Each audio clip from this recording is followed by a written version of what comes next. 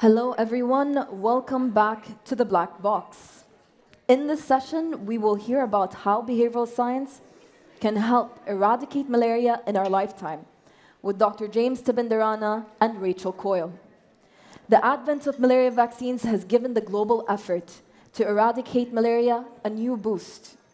While medical advancements in prevention and treatment have made significant strides, success ultimately depends on key behavioral challenges.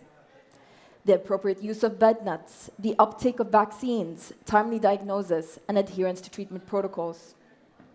I would now like to introduce our two speakers. Dr. Tibenderana is the Chief Executive of Malaria Consortium, a leading global health nonprofit working across Asia and Africa. Malaria Consortium is an evidence-led organization that generates rigorous research and works alongside governments and other stakeholders to deliver life-saving initiatives at scale. Rachel Coyle is the Chief Executive Officer at the Behavioral Insights team.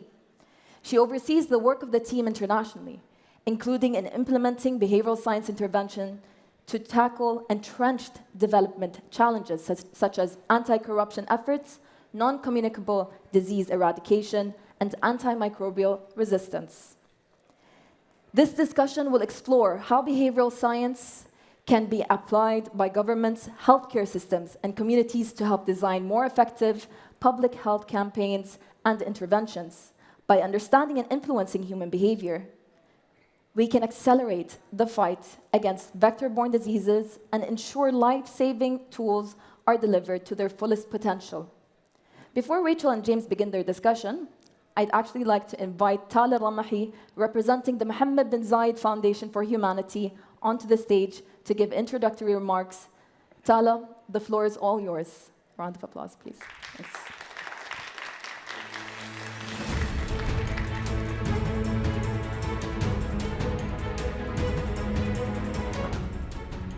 Thank you, Huda. Good morning, everyone. It is a pleasure to be with you today on behalf of the Mohamed bin Zayed Foundation for Humanity, and welcome to Abu Dhabi. To those visiting the UAE for the first time, I hope you leave this week not only energized by what you discover here, but also excited about the partnerships and possibilities that you find.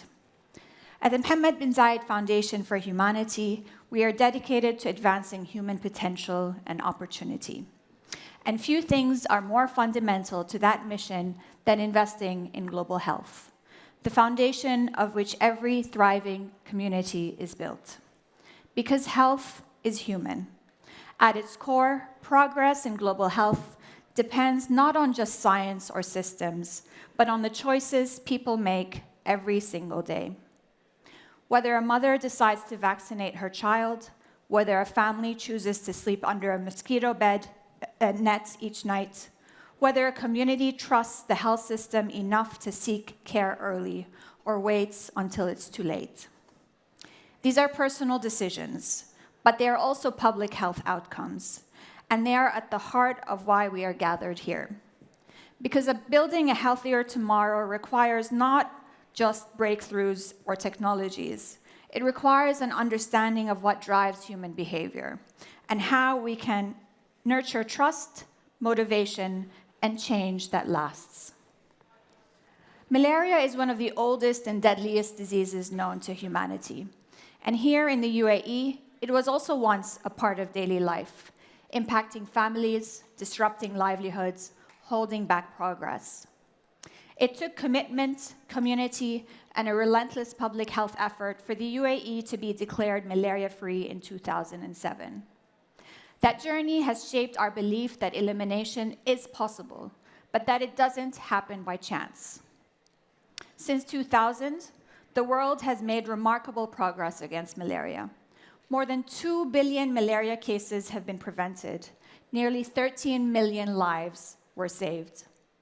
45 countries were declared malaria-free, and more are on the way. We have new tools and innovations, the world's first malaria vaccines, next-generation bed nets, AI-driven early warning systems that help countries predict and prevent outbreaks before they even start. So there is real momentum, and there is real reason for hope. But as we know, the last mile of elimination is always the hardest.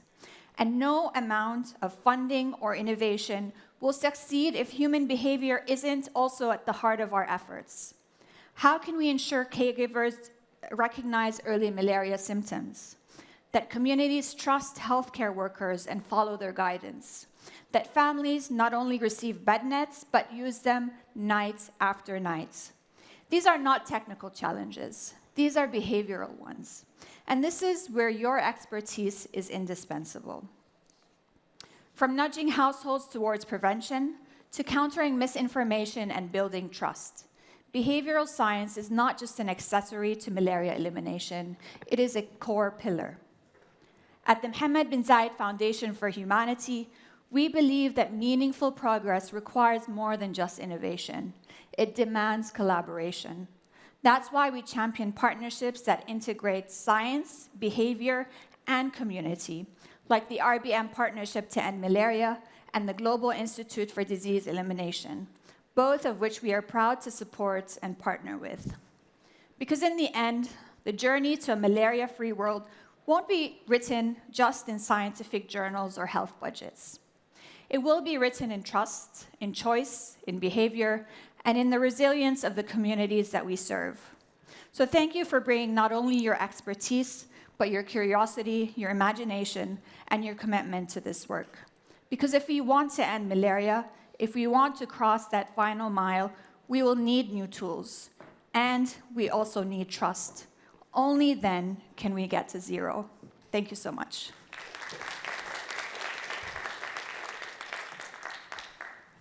Thank you, Tala, for your insightful words. I will now hand over to Rachel, and James will be on the stage with you shortly.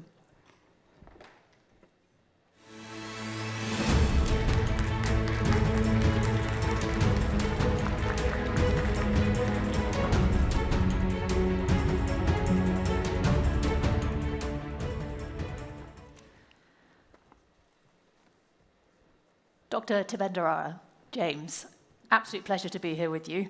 You're a malaria and public health expert with over 20 years of experience in the fields of epidemiology, infectious and tropical diseases, and health systems. And as well as being the CEO of Malaria Consortium, you're a trained medical doctor and you're a researcher who's still actively involved in research on communicable diseases. We at Behavioural Insights team have had the pleasure and privilege of working with your team researching how to push up the adoption and effective use of bed nets in Nigeria and Uganda.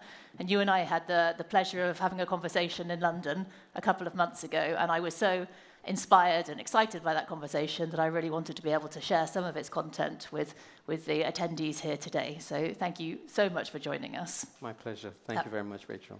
Pleasure. So just as a starting point to get us all on the same page, perhaps you can tell us a little bit about the mission of Malaria Consortium and the work that it does.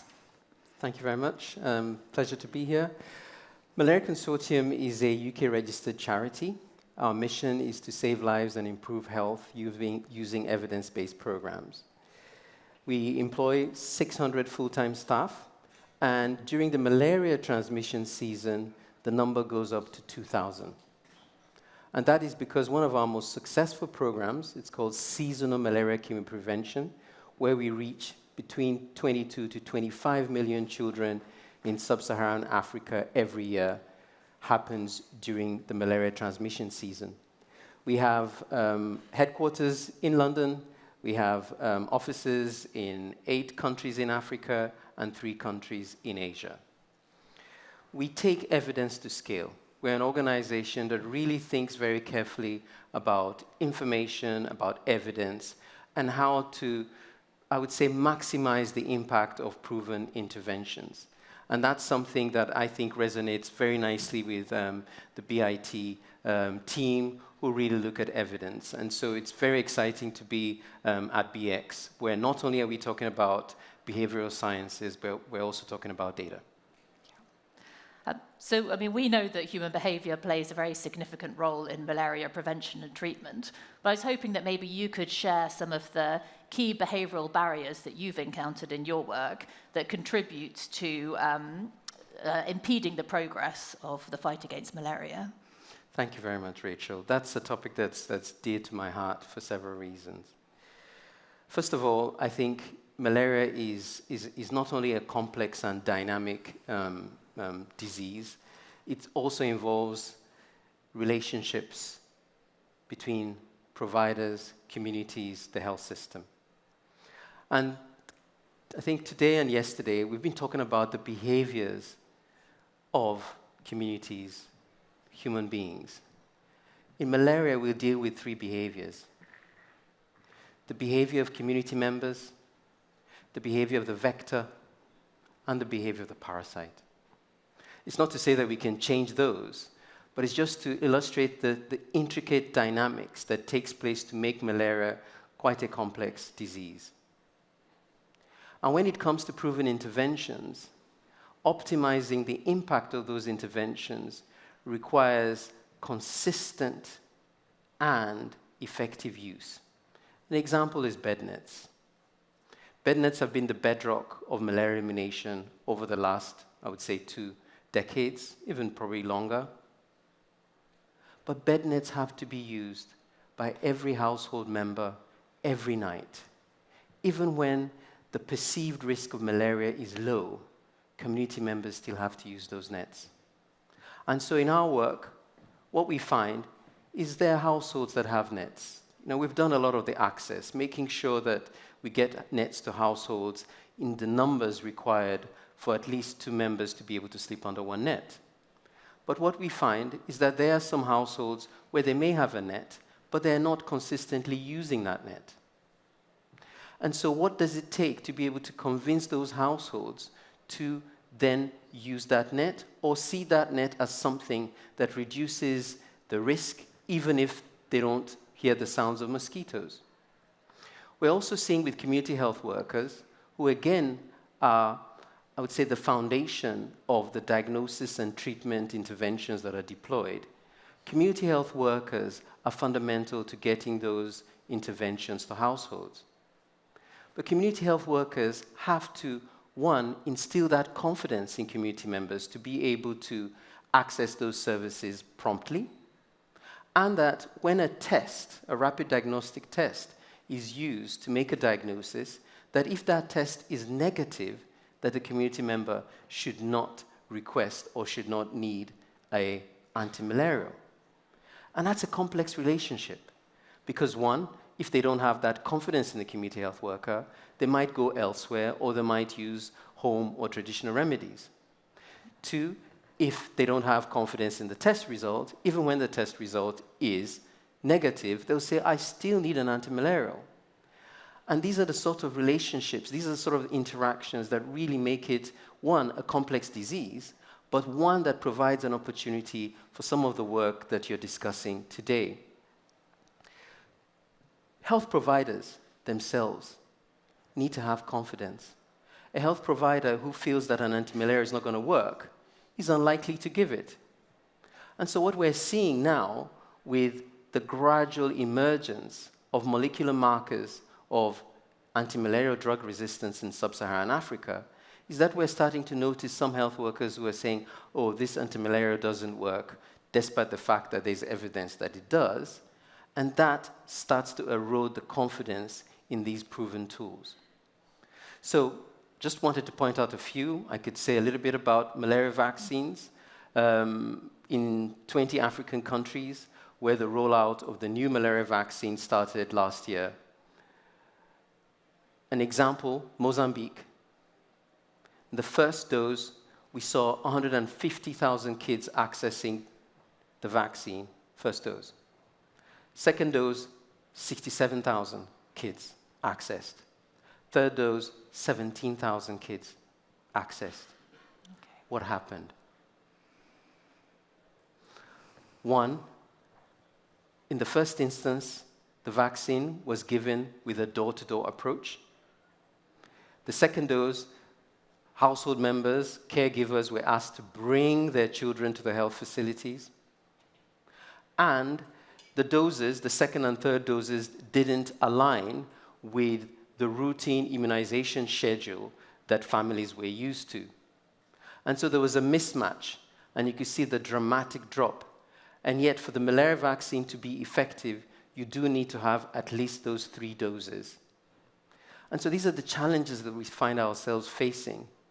And behavioral science, the work that all of you are talking about, has the potential to sort of supercharge our intention to really get these interventions to everyone, every household, everywhere where malaria is a risk.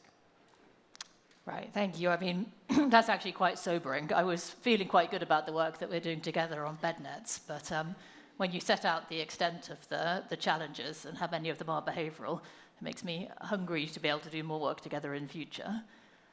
You described malaria as a complex and dynamic disease.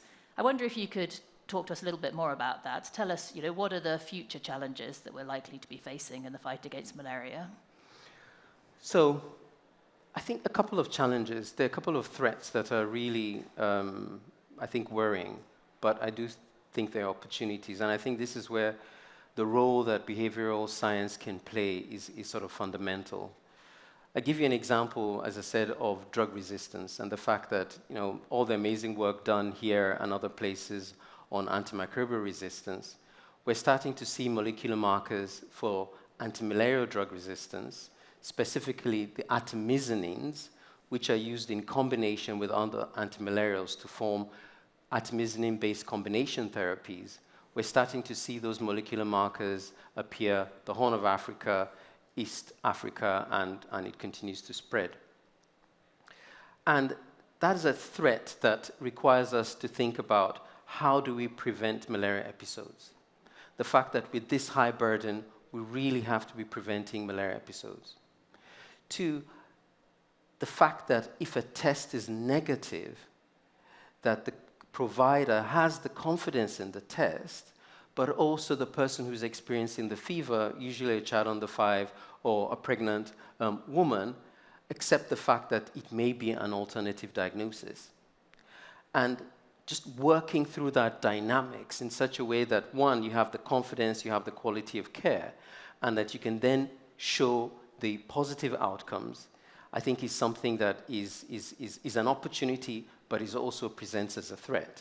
Because what we've seen in Asia, artemisinin resistance showed up in Asia in 2008, and it really meant that Asia had to shift from just thinking about what they could do about malaria to realizing they had to get rid of it.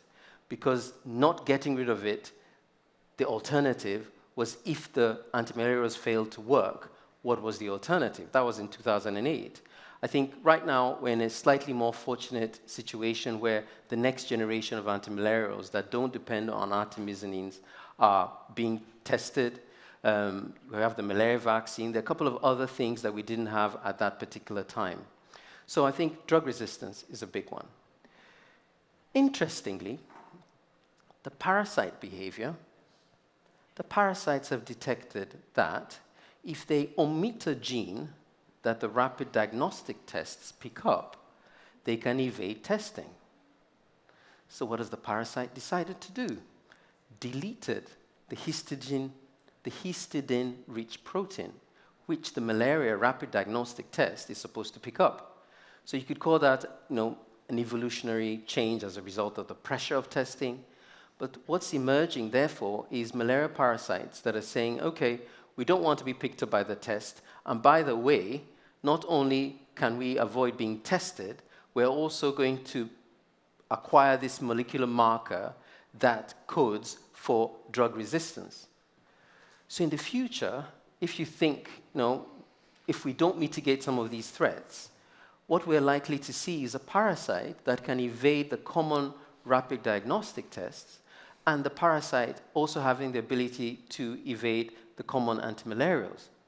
And so this is why malaria is so complex. It's people, yes, but we've got to keep sight on what the parasite and what the vector are doing. And just to come back to the vector, yes, we've put out billions of insecticide-treated nets. And what we're also seeing is that some of the mosquitoes are learning to bite earlier. So the net is effective when it's used, when you sleep under it. And so if the mosquito can bite before that time, then it's likely to get its meal and then the female Anopheles mosquito would then be able to lay her eggs, and the cycle continues. And so this requires careful use of data, careful evaluation of these tools that we talk about, understanding what communities are facing, and the interesting thing I was discussing with I think Dilip over there is how do we get these interventions to scale? When we talk about behavioral science, the interventions out there, how do we make sure that they're embedded and tagged along to programs at scale? So I would say these are a couple of the challenges and threats that we see. There's a couple of others, but I think the big one for me, I would say, is getting optimal impact, making sure that the behaviors are aligned, understanding the environment and how those environments affect behaviors, how those environments are facilitating desired behaviors, and understanding these risks and how we mitigate them. Well, thank you. I mean, that's extremely alarming, I'm going to say, especially seeing as you've just set out some of the future challenges, not all of them. I suppose we're lucky, certainly up until now, that medical science has to an extent kept pace and enabled us to stay one foot ahead, or one step ahead perhaps, in the fight against malaria. Can you maybe give some examples of how you've seen behavioural science used effectively in the fight against malaria as well?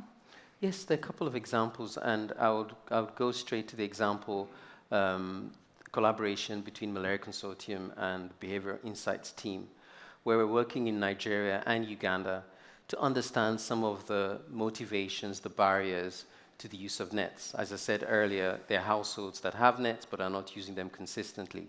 And so we have this program where we started off with some formative research to try and understand what these barriers are.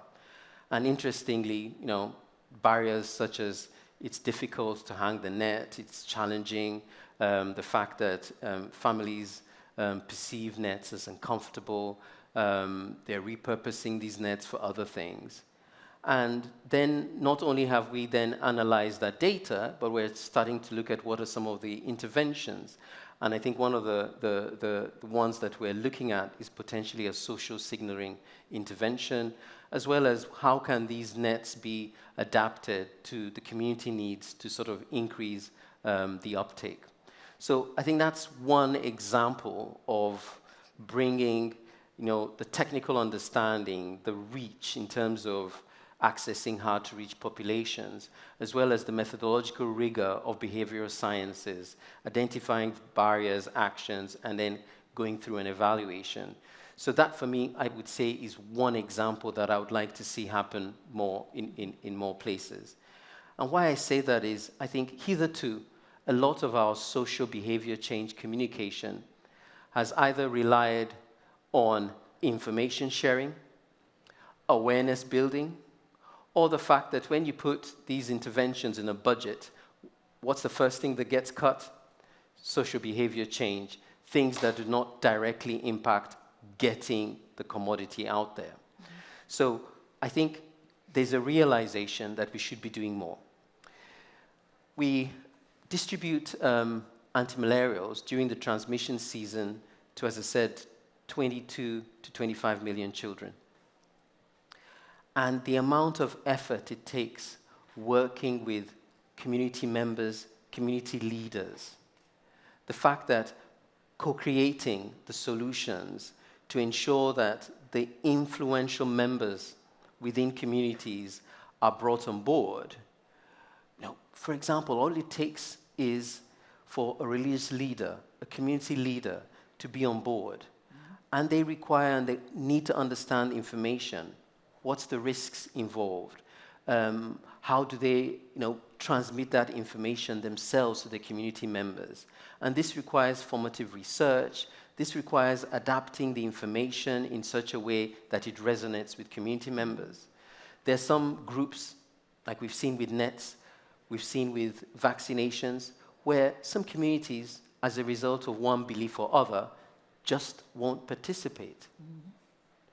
We've had an example in one country whereby working very closely, providing the formative research, sharing it, understanding what some of the risks are, and discussing those with community leaders, where we've been able to see a community that was completely against immunization, completely against the use of drugs for some of these common diseases, actually turn and accept immunization and accept antimalarial medicines. And this, I think, is the power. So I think despite all these challenges, despite the things that I've talked about, I do think there's an opportunity to use the methodologies that we're talking about at this conference, and also to use data and the opportunities that machine learning is now putting at our disposal. The fact that not only do we need to think about our messages in terms of how can we standardize, but we can now talk about how can we customize, which we talked about briefly yesterday. That for me was unheard of.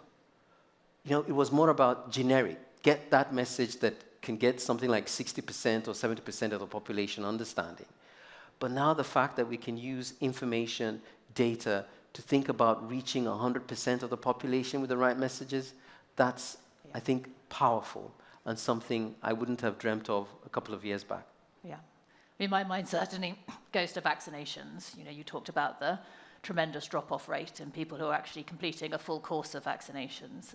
Behavioural Insights team, we've done an awful lot of work on uptake of vaccinations from COVID through to childhood vaccinations. We've got a long-term partnership with UNICEF around the world on childhood vaccinations, and certainly applying behavioural science in that context can be tremendously powerful. So I really hope that's something that we'll get to work on together. Yes.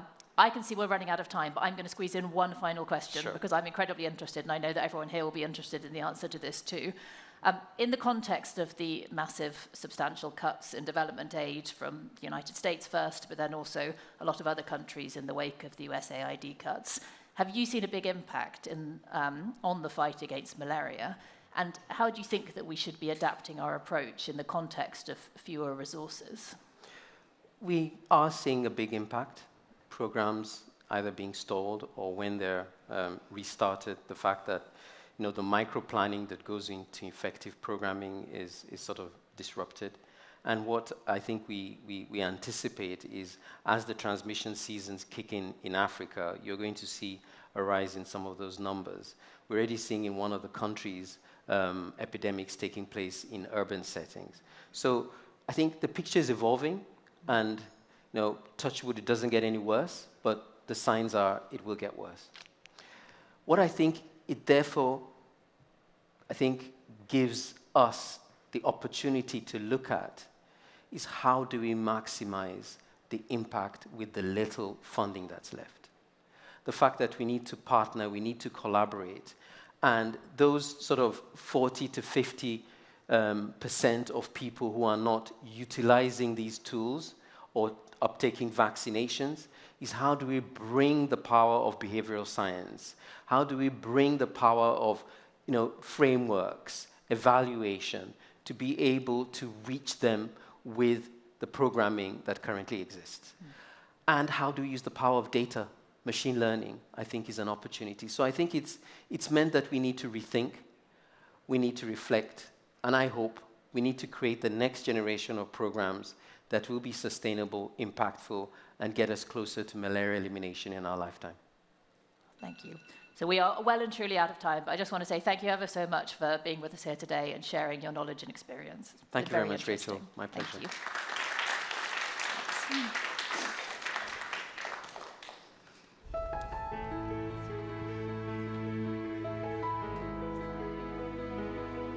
I'd like to thank Rachel and James for this fascinating discussion on one of the most pressing but tractable development issues of our time. Thank you for all of the fantastic work that you do and for sharing it with us today. Thank you so much. Join us back here in the Black Box in just 30 minutes for a presentation from Dr. Michael Halsworth on the future of behavioral science. See you here.